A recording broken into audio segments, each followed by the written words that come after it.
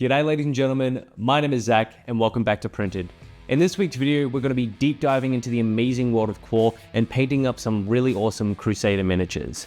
I have been super interested in Quar since I saw both Eons of Battles video and Mishmash and have just wanted to get my hands on some models, and luckily enough, I've finally been able to do that. So without further ado, let's jump straight into the video.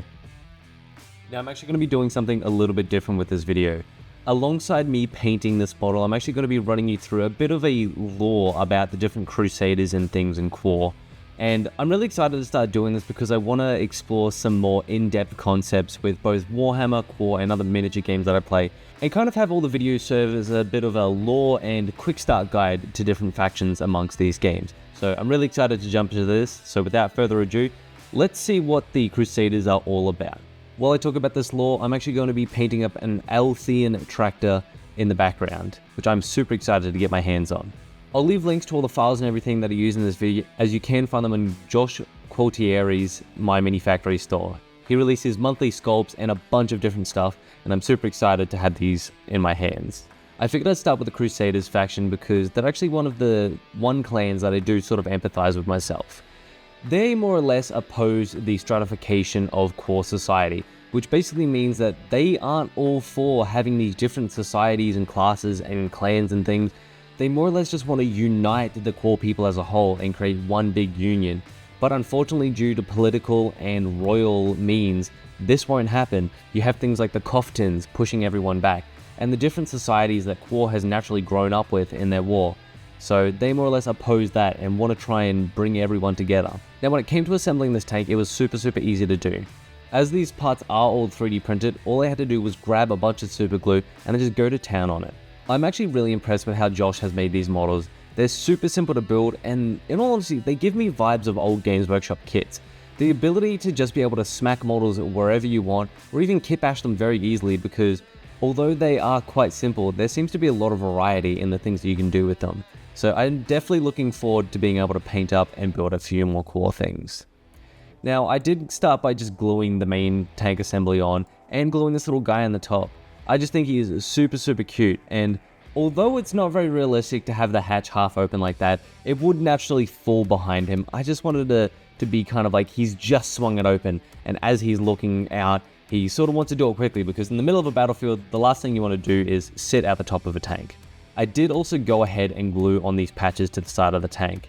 I figured that these tractors don't really look like they are going to be on the front line. They feature a very short stubby barrel and a quite tanky, no pun intended. So I figured that they would more serve as a supply sort of thing, as like they are very heavily armored, they're most likely able to support quite a few troops inside them. And I could imagine them just pulling up to the front line, turning themselves around and protecting the Quar behind them as they just unload and restock all of their supplies. Now the Crusade as a whole was first started by Soon Alakinda Ryan Venk, who is the father and kind of the spiritual leader of the Crusade itself. His ideals are basically the fundamentals for this entire Quar clan. He wanted to overrule the status quo and kind of stop Quar from being a very segregated society, bringing them all together in as one massive clan. He basically spent years of his life going around and preaching the way of the Crusade. He wanted everyone to be unified and not have to keep fighting. He was tired of the wars that had come out. And on top of this, not only was he just a great leader, he was also a visionary. He created various technologies that helped push the Crusade forwards. As these guys aren't a major political party or major faction, a lot of the time they are resorting to using secondhand pieces, and they're more or less a very high-skilled militia, but a militia nonetheless. Using his influence, he more or less inspired young Quar to come out and to fight for their freedom and autonomy. They were an important people that should definitely support themselves and fight for what they believe in. Now, although the Crusaders are more or less wanting to stop the war, they're not willing to step down or back down until the first families are able to take away all of their power and influence over the Quar people in general. The first families more or less serve as the royalty of the Quar nations. They are the figureheads of the most powerful political factions, and more often than not a very massive player in all of these wars. They dictate where people go, why things happen, and more or less at any one point could just stop the war. Unfortunately, due to the power that they have in amongst their midst, they're more likely to not do that. They like that control. Now, quickly jumping back into the video, I came into this model with the thought of doing a bit of a zenithal highlight. Starting off from a black base coat, it was very easy to build up these white layers. Once all the zenithaling was done, you can see that I went very heavy with this. But that's because I'm going to come back with a slightly more opaque paint and make the most of this zenithal highlight. Now, I'm not usually one to use enamel paints, but this tank was calling for this Gundam color. Now, I can't actually remember what the name of this was, but it's more or less the perfect military color. I do think that you could use a color like Deathworld Forest or even Death Guard Green to achieve a very similar effect if you did have those in your collection.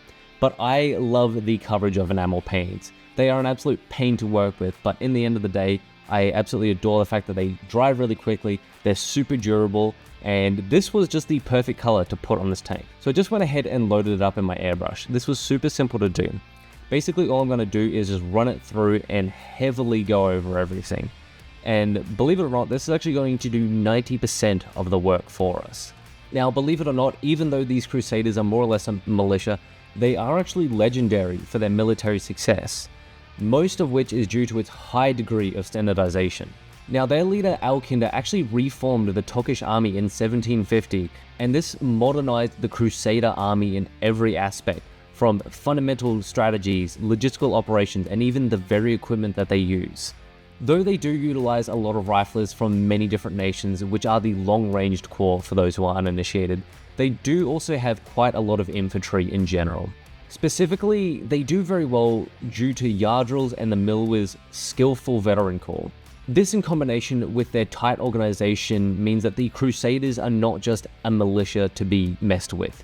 They are a powerful political and military force in this universe, and I'm really excited to be able to paint up their models and hopefully get a very decent army on the table. But for the time being, let's continue with the paint job and we'll see what I get up to. Now that all of the tank's armor and main colors are done, it's time to come in with some Black Legion contrast paint or any black paint of your choice and just pick out any areas that you'll want to be silver later. Now, I was really careful with this and I made sure to use a massive brush. Since these areas that I'm going to be painting are mostly really big, I figured that I could get away with just using the biggest paintbrush in my arsenal. Now you can see that as I apply this, there is a couple of areas that are a little bit patchy.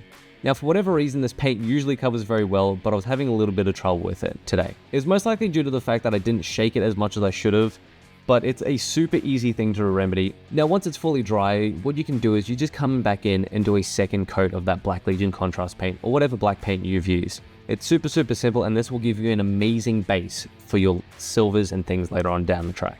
Next up, I just came in with some burnt umber.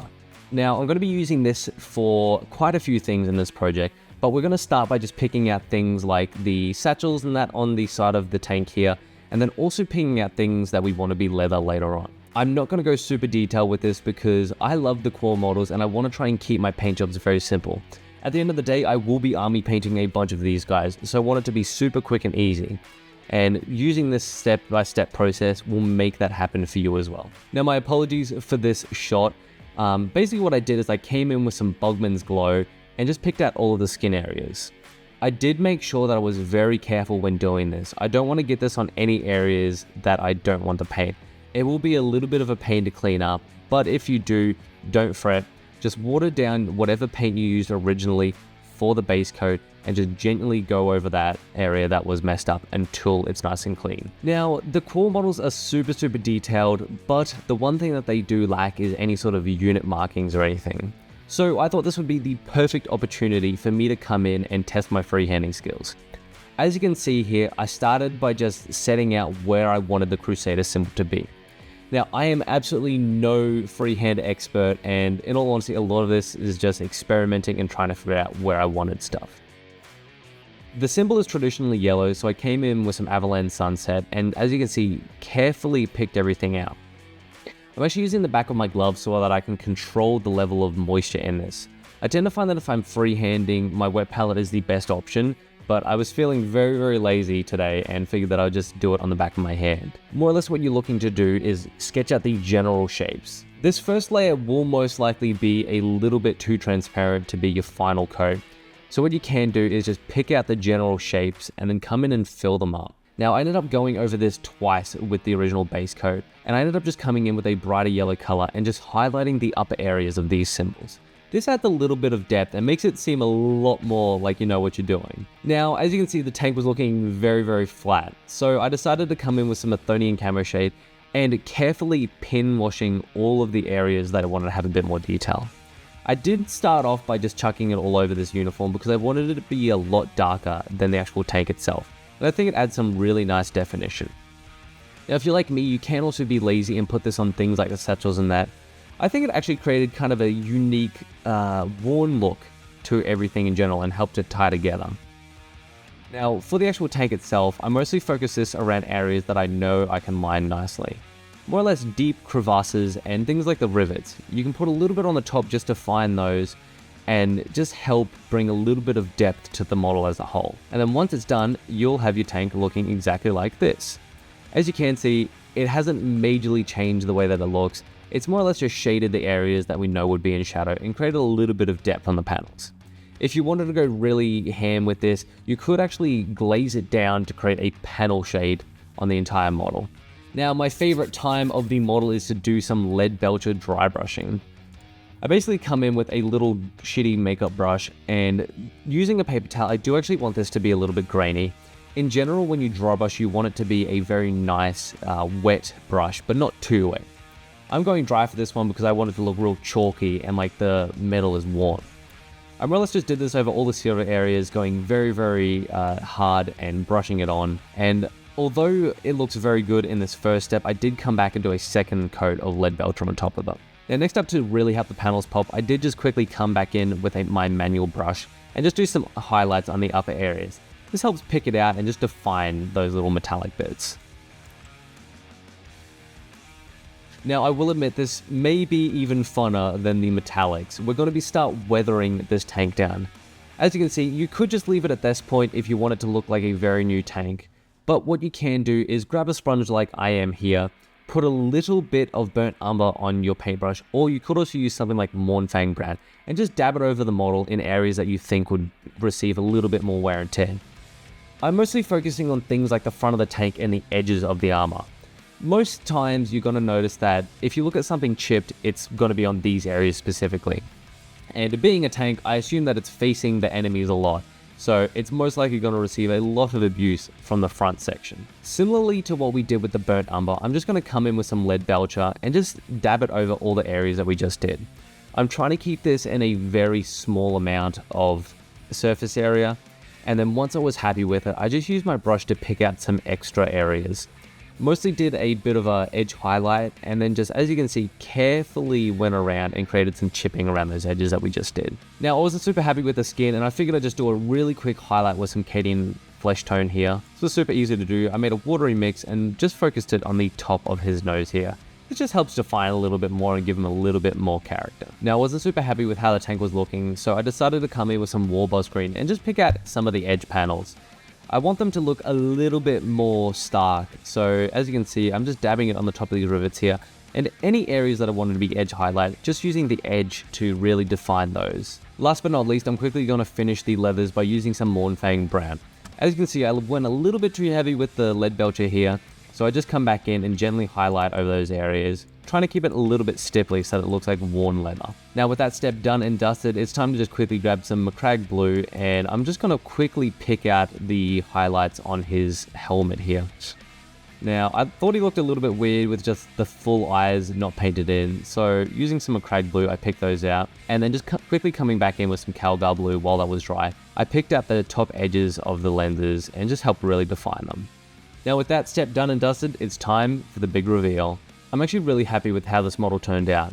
Although it's super simplistic, it was an absolute ball to paint, and I'm really looking forward to doing some more units. I really hope that you enjoyed watching this and having a little bit of lore in this video as well. If you like this style of video, make sure to let me know down in the comments below. I would love to hear your opinions on whether or not you want to see more core content, or if you're enjoying having a little bit of lore mixed in with the painting at the start of the video. I'd love to hear your thoughts down below. So if you're new here, don't forget to hit that subscribe button and join our amazing community of hobby heroes. And if you enjoyed this video, you know exactly what to do. So until next time everyone, thank you so much for watching and happy hobbying. Bye.